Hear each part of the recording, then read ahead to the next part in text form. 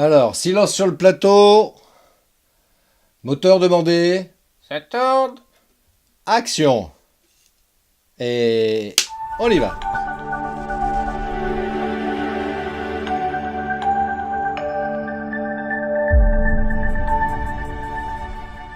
Bonjour à toutes et à tous. Alors aujourd'hui est un jour un peu particulier. Nous sommes le 26 septembre. Et pourquoi c'est un jour particulier, cette date-là? Eh bien tout simplement parce que c'est mon anniversaire.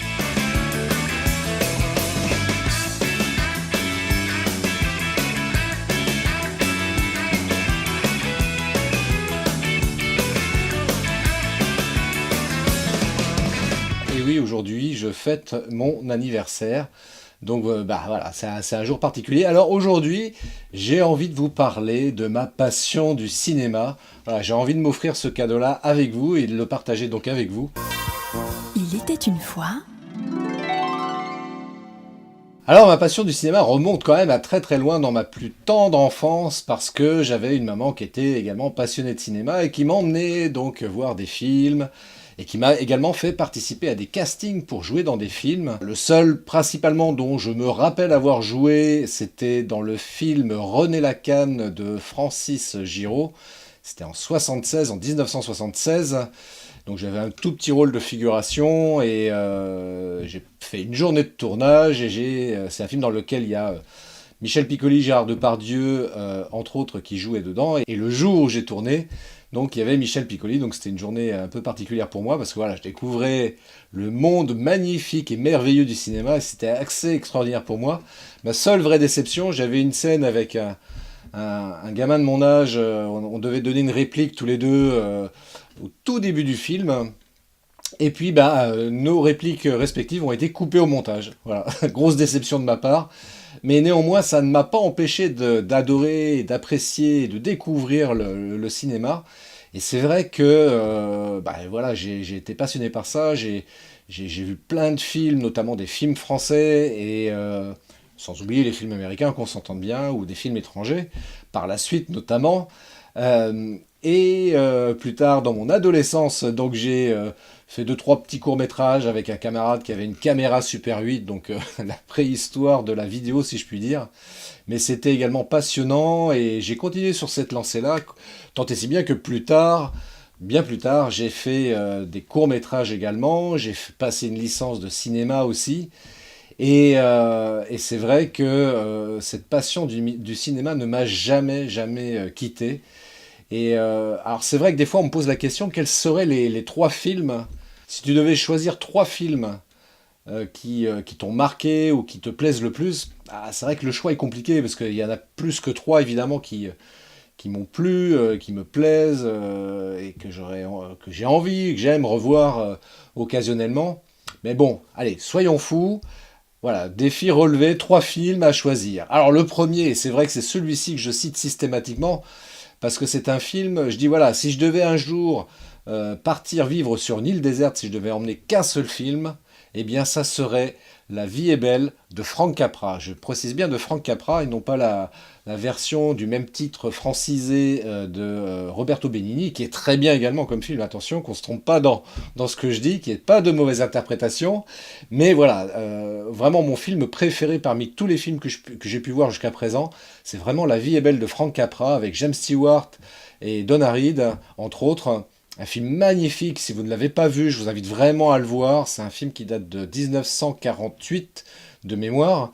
Mais vraiment, c'est un superbe film. Et c'est vrai qu'aux États-Unis, ce film-là ressort chaque année à la période de Noël parce que le film, ben voilà, se situe pendant Noël.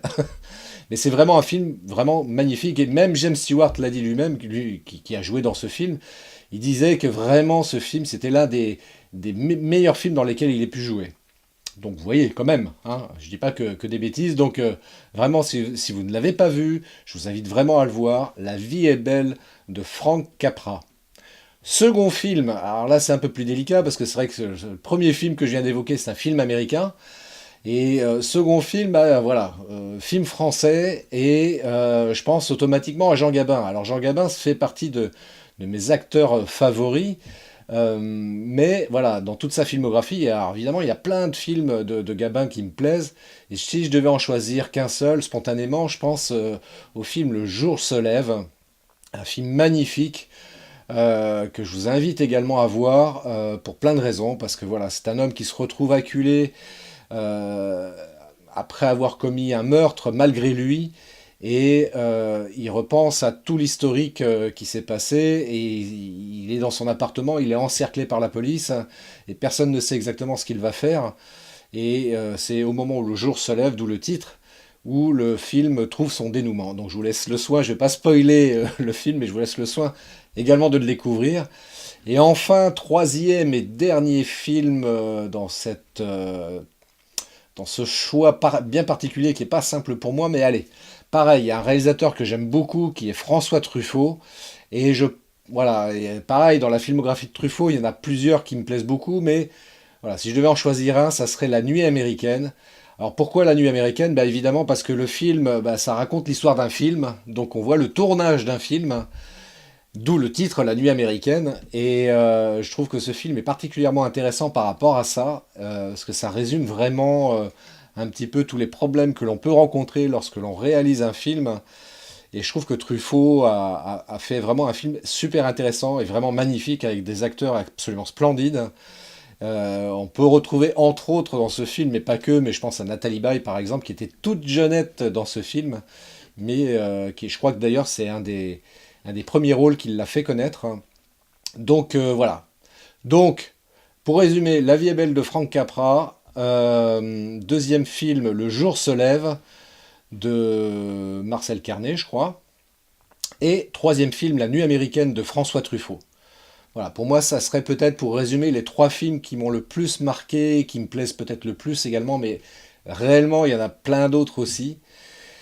Et donc tout ça pour vous dire que voilà, je suis un passionné de cinéma, un passionné de l'image, et c'est vrai que je ne me lasse pas de regarder des films, de revoir des films d'ailleurs que j'ai déjà vus moult fois, et c'est vrai que c'est toujours un vrai plaisir de revoir certains films et d'en découvrir de nouveaux également, parce que c'est vrai que dans les films qui sortent aujourd'hui, il y en a aussi qui sont très intéressants et très agréables à regarder, et alors, au niveau des films, au niveau des réalisateurs, au niveau des acteurs aussi, il y a des petits nouveaux qui arrivent qui sont plutôt intéressants, mais voilà. Voilà, donc c'était mon cadeau que je voulais vous offrir. Voilà, les trois films, les trois films qui m'ont le plus marqué et qui me plaisent le plus peut-être parmi tous les films que j'ai pu voir jusqu'à présent. Je vous souhaite bonne journée, je vous souhaite une bonne soirée si vous regardez cette vidéo le soir. Et puis surtout, bon film, allez au cinéma. Il y a vraiment toujours de très très bons films à aller voir au cinéma. D'ici là, je vous souhaite longue vie et prospérité. Bye bye.